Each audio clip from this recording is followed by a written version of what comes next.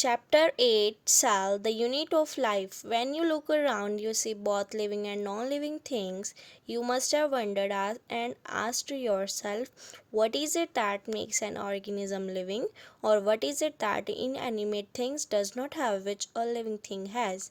The answer to this is the presence of the basic unit of life, the cell in all living organisms. All organisms are composed of cells. Some are composed of a single cell and are called unicellular organisms, while others, like us, composed of many cells, are called multicellular organisms. What is a cell? Unicellular organisms are capable of independent existence and performing the essential functions of life. Anything less than a complete structure of a cell does not ensure independent living. Hence, cell is the fundamental structural and functional unit of all living organisms. Anton von Leeuwenhoek first saw and described a live cell. Robert Brown later discovered the nucleus. The invention of the microscope and its improvements leading to the electron microscope revealed all the structural details of the cell. Cell theory. In 1838, Matthias Schleiden, a German botanist, examined a large number of plants and observed that all plants are composed of different kinds of cells which form the tissue of the plant. At about the same time, Theodore Schwann, 1839, a British zoologist, studied different types of animal cells and reported that cells had a thin outer layer, which is today known as the plasma membrane. He also concluded, based on his studies on plant tissues, that the presence of cell wall is a unique character of the plant cells. On the basis of this, Schwann proposed the hypothesis that the bodies of animals and plants are composed of cells, products of cells. Schleiden and Schwann together formulated the cell theory. This theory, however, did not explain as to how new cells were formed. Rudolf Virchow, 1855, first explained that cells divided and new cells are formed from pre-existing cells. Omnis cellula e cellula. He modified the hypothesis of Schleiden and Schwann to give the cell theory a final shape. Cell theory, as understood today, is all living organisms are composed of cells and products of cell. All cells arise from pre-existing cells. An overview of cell. You have earlier observed cells in an onion peel and or human cheek, cells under the microscope. Let us recollect their structure. The onion cell, which is a typical plant cell, has a distinct cell wall as its outer boundary, and just within it is the cell membrane. The cells of the human cheek has an outer membrane as a delimiting structure of the cell. Inside each cell is a dense membrane bound structure called nucleus. This nucleus contains the chromosomes, which in turn contain the genetic material DNA. Cells that have membrane bound nuclei are called eukaryotic, whereas cells that lack a membrane bound nucleus are prokaryotic. In both prokaryotic and eukaryotic cells, a semi fluid matrix called cytoplasm occupies the volume of the cell. The cytoplasm is the main arena of the cellular activities in both the plants and animal cells. Various chemical reactions occur in it to keep the cell in the living state.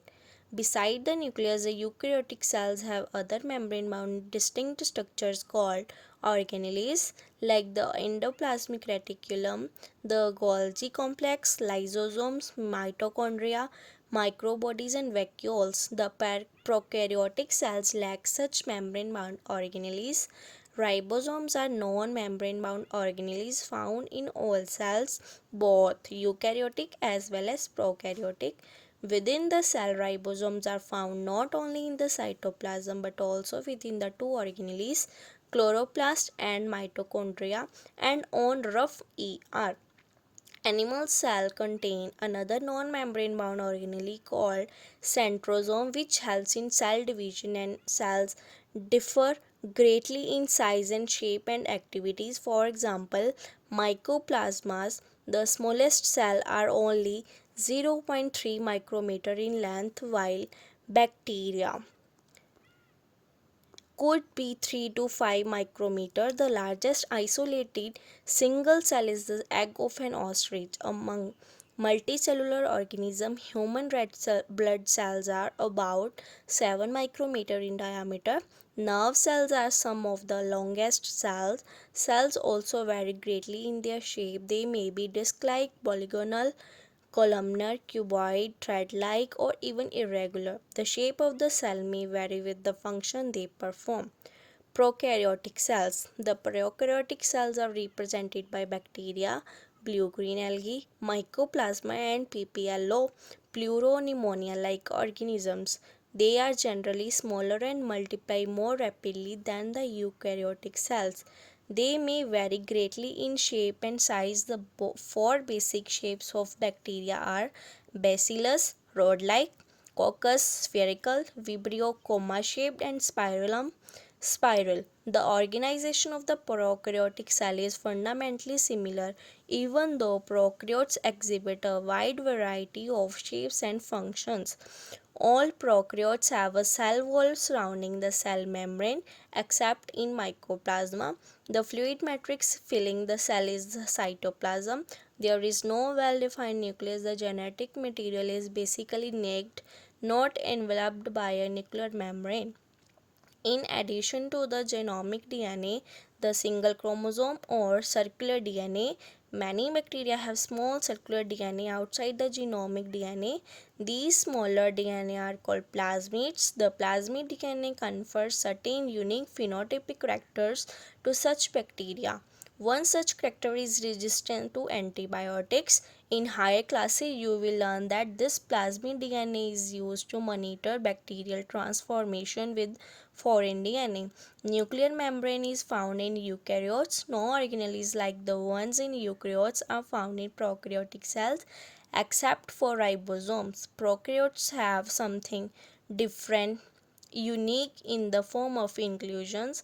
A specialized differentiated form of cell membrane called mesosome is the characteristic of prokaryotes. They are essentially infoldings of cell membrane. Cell envelope and its modifications. Most prokaryotic cells, particularly the bacterial cells, have a chemically complex cell envelope.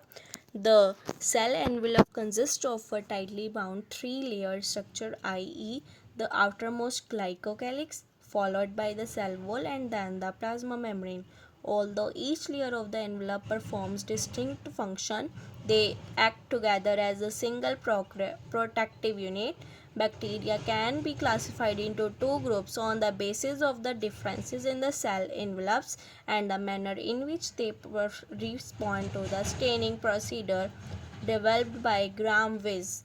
Those that take up the gram stain are gram positive and the others that do not are called gram negative bacteria.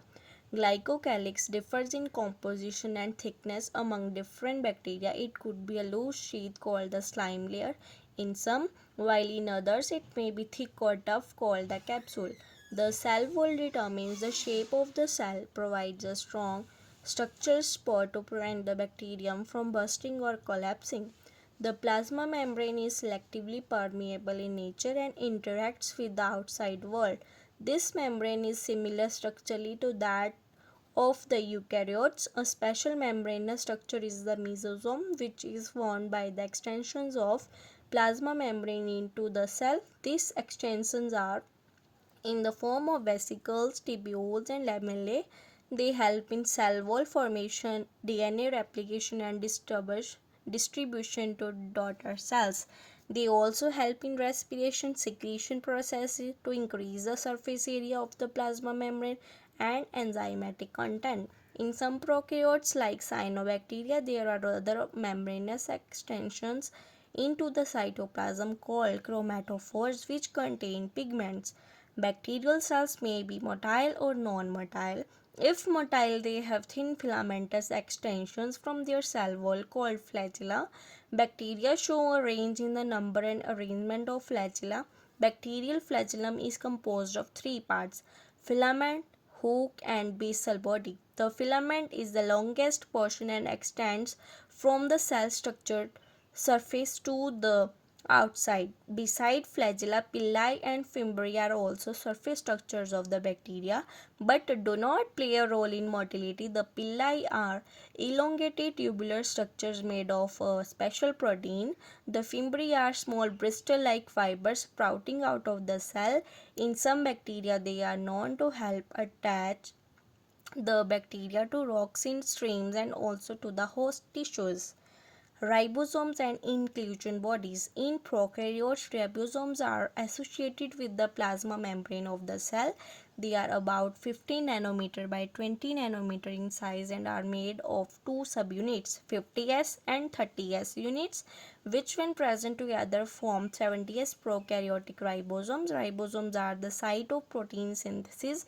Several ribosomes may attach to a single mRNA and form a chain called polyribosome or polysome. The ribosomes of a polysome translate the mRNA into proteins. Inclusion bodies. Reserve material in prokaryotic cells are stored in the cytoplasm in the form of inclusion bodies. These are not bound by any membrane system and live freely in the cytoplasm. Example: phosphate granules, synophysin granules, and glycogen granules. Gas vacuoles are found in blue, green, and purple and green photosynthetic bacteria. Eukaryotic cells. The eukaryotes include all the protists, plants, animals, and fungi. In eukaryotic cell, there is an extensive compartmentalization of cytoplasm through the presence of membrane-bound organelle. Eukaryotic cells possess an organized nucleus with a nuclear envelope. In addition, eukaryotic cells have a variety of complex locomotory and cytoskeleton structures. Their genetic material is organized into chromosomes. All eukaryotic cells are not identical. Plant and animal cells are different as the former possess cell walls, plastid, and a large central vacuole which are absent in animal cells. On the other hand, animal cells have centrioles which are absent in almost all plant cells. Let us now look at individual cell organelles to understand their structure and functions. Cell membrane. The detailed structure of the membrane was studied only after the advent of the electron microscope in 1950s. Meanwhile, chemical studies on the cell membrane, especially in human red blood cells (RBCs), enabled the scientists to deduce the possible structure of plasma membrane. These studies showed that the cell membrane is mainly composed of lipids and proteins. The major lipids are phospholipids that are arranged in a bilayer. Also, the lipids are arranged within the membrane with the polar head towards the outer sides and the hydrophobic tails toward the inner part. This ensured that the nonpolar tail of saturated hydrocarbons is protected from the aqueous environment. In addition to phospholipids, membrane also contains cholesterol. Later biochemical investigations clearly revealed that the cell membranes also possess proteins and carbohydrates. The ratio of protein and lipid varies considerably in different cell types. In human beings, the cell membrane of the erythrocyte has approximately 52% protein and 40% lipids. Depending on the ease of extraction, membrane proteins can be classified as integral and peripheral. Peripheral proteins lie on the surface of membrane while the integral proteins are partially or totally buried in the membrane. An improved model of the structure of cell membrane was proposed by Singer and Nicholson 1972, widely accepted as fluid mosaic model. According to this, the quasi-fluid nature of lipid enables lateral movement of proteins within the overall bilayer. This ability to move within the membrane is measured as its fluidity. The fluid nature of the membrane is also important from the point of view of function like cell growth, formation of intercellular function, secretions, endocytosis, cell division, etc. One of the most important functions of plasma membrane is the transport of the molecules across it. The membrane is selectively permeable to some molecules present on either side of it. Many molecules can move briefly across the membrane without any requirement of energy, and this is called the passive transport. Neutral solutes may move from the membrane by the process of simple diffusion along the concentration gradient, i.e. from high concentration to the lower. Water may also move across this membrane from higher to lower concentration. Movement of water by diffusion is called osmosis. As the polar molecules cannot pass through the non-polar lipid bilayer, they require a carrier protein of the membrane to facilitate their transport across the membrane.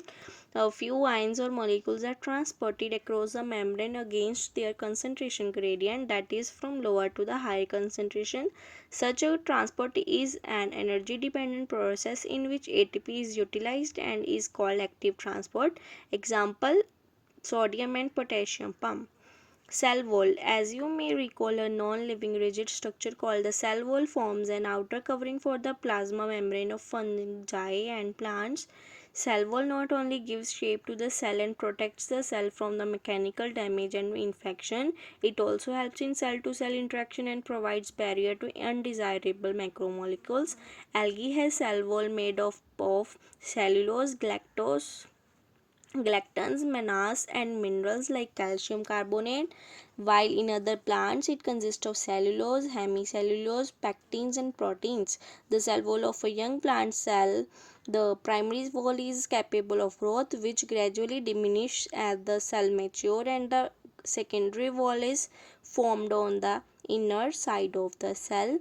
The middle lamella is layer mainly composed of calcium pectate, which holds or glues the different neighboring cells together. The cell wall and middle lamella may be traversed by plasmodesmata, which connect the cytoplasm of neighboring cells. Endomembrane system. While each of the membranous organelles is distinct in terms of the structure and function, many of these are considered together as an endomembrane system because their functions are coordinated. The endomembrane system includes endoplasmic reticulum, Golgi complex, lysosomes, and vacuoles. Since the functions of mitochondria, chloroplast, and the peroxisomes are not coordinated with the above components, these are not considered as part of endomembrane system. The endoplasmic reticulum. Electron microscope studies of eukaryotic cells reveal the presence of a network or the reticulum of tiny tubular structures scattered in the cytoplasm that is called the endoplasmic reticulum. Hence, ER divides the intracellular space into two distinct compartments, that is luminal inside ER and extraluminal cytoplasma compartments. The ER often shows ribosomes attached to their outer surface. The endoplasmic reticulum bearing ribosomes on their surface is called rough endoplasmic reticulum, RER. In the absence of ribosome, they appear smooth and are called smooth endoplasmic reticulum, SER. RER is frequently observed in the cells actively involved in protein synthesis and secretion. They are extensive and continuous with the outer membrane of the nucleus. The smooth endoplasmic reticulum is the major site for synthesis of lipid. In animal cells, lipid-like steroidal hormones are synthesized in SCR. Golgi apparatus. Camilo Golgi 1898 first observed densely stained reticular structures near the nucleus. These were later named Golgi bodies after him. They consist of many flat disc-shaped sacs or cisternae of 0.5 micrometer to 1.0 micrometer diameter. These are stacked parallel to each other. Varied number of cisternae are present in a Golgi complex. The Golgi cisternae are concentrically arranged near the nucleus with distinct convex or the forming phase and concave trans or the maturing phase. The cis and the trans phases of the organelle are entirely different but interconnected. The Golgi apparatus principally performs the function of packaging material to be delivered either to the intracellular targets or secreted outside the cell. Materials to be packed in the form of vesicles from the ER fuse with the cis phase of the Golgi apparatus and move towards the maturing phase. This explains why the Golgi apparatus remains in the close association with the endoplasmic reticulum. A number of proteins synthesized by ribosome on the endoplasmic reticulum are modified in the cisternae of the Golgi apparatus before they are released from its transphase. Golgi apparatus is the important site of formation of glycoproteins and glycolipids, lysosomes. These are membrane-bound vesicular structures formed by the process of packaging in the Golgi apparatus. The isolated lysosomal vesicles have been found to be very rich in almost all type of hydrolytic enzymes: hydrolysis, lipases, proteases, carbohydrases, optimally active at the acidic pH. These enzymes are capable of digesting carbohydrates, proteins, lipids, and nucleic acids. Vacuoles. The vacuole is a membrane-bound space found in the cytoplasm. It contains water, sap, excretory product, and other materials not useful for the cell. The vacuole is bound by a single membrane called tonoplast. In plant cells, the vacuoles can occupy up to 90% of the volume of the cell. In plants, the tonoplast facilitates the transport of a number of ions and other materials against concentration gradients into the vacuole. Hence, their concentration is significantly higher in the vacuole than in the cytoplasm. In amoeba, the contractile vacuole is important for osmoregulation and excretion in many cells. As in protists, food vacuoles are formed by engulfing the food particles. Mitochondria. Mitochondria, unless specially stained, are not easily visible under the microscope. The number of mitochondria per cell is variable depending on the physiological activity of the cells. In terms of shape and size, also considerable degree of variability is observed. Typically, it is sausage shaped or cylindrical, having a diameter of 0.2 to 1 micrometer, average 0.5 micrometer, and length 1 to 4.1 micrometer. Each mitochondria is a double membrane bound structure with the outer membrane and the inner membrane dividing its lumen distinctly into two aqueous compartments, that is the outer compartment and the inner compartment. The inner compartment is filled with a dense homogeneous substance called the matrix. The outer membrane forms a continuous limiting boundary of the organelle. The inner membrane forms a number of infoldings called the cristae towards the matrix. The cristae increases the surface area. The two membranes have their own specific enzyme associated with the mitochondrial function. Mitochondria are the sites of aerobic respiration. They produce cellular energy in the form of ATP, hence they are called powerhouses of the cell. The matrix also possess single circular DNA molecule, a few RNA molecules, ribosomes 70S, and the components required for the synthesis of proteins. The mitochondria divide by fission. Plastids. Plastids are found in all plant cells and in euglenoids. These are easily observed under the microscope as they are large. They bear some specific pigments, thus imparting special colors to the plants. Based on the type of pigments, plastids can be classified into chloroplast, chromoplast, and leucoplast. The chloroplasts contain chlorophyll and carotenoid pigments which are responsible for trapping light energy essential for photosynthesis. In the chromoplast, fat-soluble carotenoid pigments like carotene, xanthophylls, and other are present. This gives the plant a yellow, orange, or red color. The leucoplasts are the colorless plastids or varied shapes and size with stored nutrients. A myeloplast store carbohydrates, example potato. Alloplasts store oils and fats, whereas the eleudoplast stores proteins. Majority of the chloroplasts of the green plants are found in the mesophyll cells of the leaves. These are lens-shaped, oval, spherical, discoid, or even ribbon-like organelles having variable length 5 to 10 micrometer and width 2 to 4 micrometer. Their number varies from 1 per cell of the Chlamydomonas, a green alga, to 20 to 40 per cell in the mesophyll. Like mitochondria, the chloroplasts are also double membrane bound. Of the two, the inner chloroplast membrane is relatively less permeable.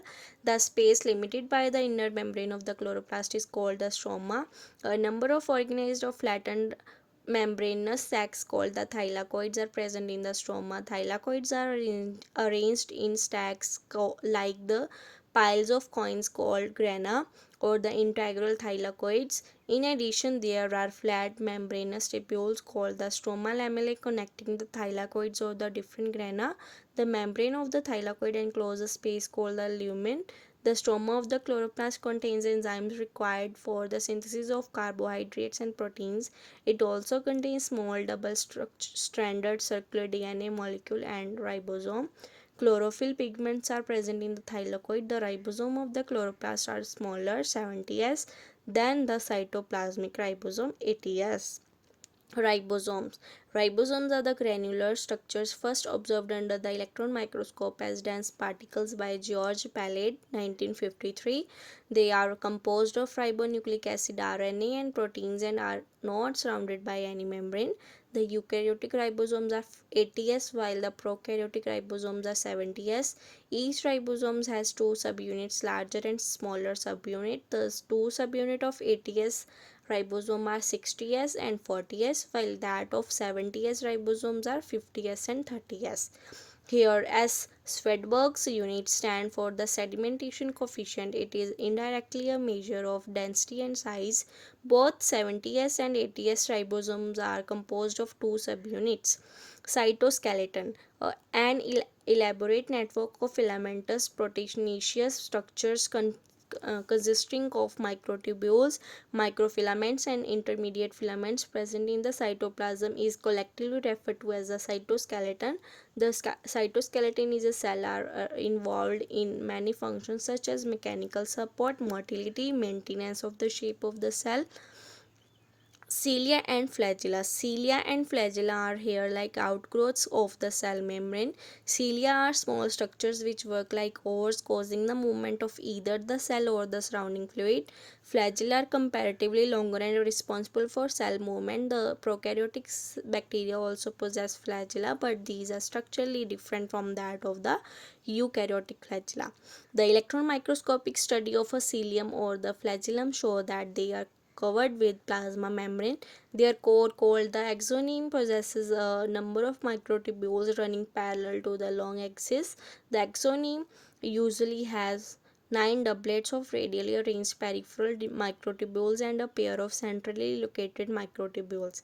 Such an arrangement of axonemal microtubules is referred to as the 9 plus 2 array.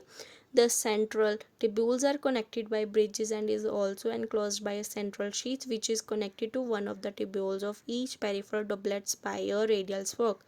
Thus, there are 9 radial spokes. The peripheral doublets are also interconnected by linkers. Both the cilium and flagellum emerge from centriole-like structure called the basal bodies. Centrosome and centriole. Centrosome is originally usually containing two cylindrical structures called centrioles. They are surrounded by amorphous pericentriolar material. Both the centriole in a centrosome lie perpendicular to each other, in which each has an organization like the cartwheel. They are made up of 9 evenly spaced peripheral fibrils of tubulin protein. Each of the peripheral fibril is a triplet. The adjacent triplets are also linked. The central part of the proximal region of the centriole is also proteinaceous and called the hub, which is connected with tubules of the peripheral triplets by radial spokes made up of protein. The centrioles form the basal body of the cilia or flagella and spindle fibers that give rise to spindle apparatus during cell division in animal cells. Nucleus. Nucleus as a cell organelle was first described by Robert Brown as early as 1831. Later, the material of the nucleus stained by the basic dyes was given the name chromatin by Fleming. The interface nucleus of a cell when it is not dividing has highly extended and elaborate nucleoprotein fibers called chromatin, nuclear matrix, and one or more spherical bodies called nucleoli. Electron microscopy has revealed that the nuclear envelope, which consists of two parallel membranes with the space between 10 to 50 nanometer, called the perinuclear space, forms a barrier between the materials present inside the nucleus and that of the cytoplasm. The outer membrane usually remains continuous with the endoplasmic reticulum and also bears ribosome on it. At a number of places, the nuclear envelope is interrupted by minute pores which are formed by the fusion of its two membranes. These nuclear pores are the passages through which movement of RNA and protein molecule takes place in both directions between the nucleus and the cytoplasm.